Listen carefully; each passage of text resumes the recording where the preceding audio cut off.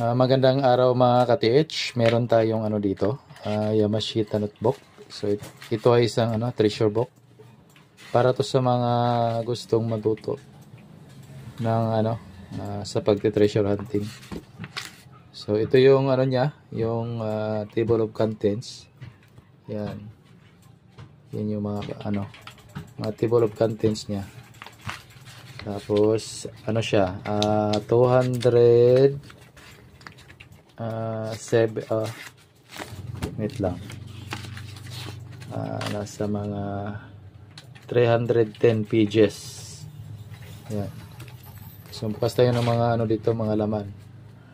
So ito yung mga pattern sa mga treasure boreal. Yan.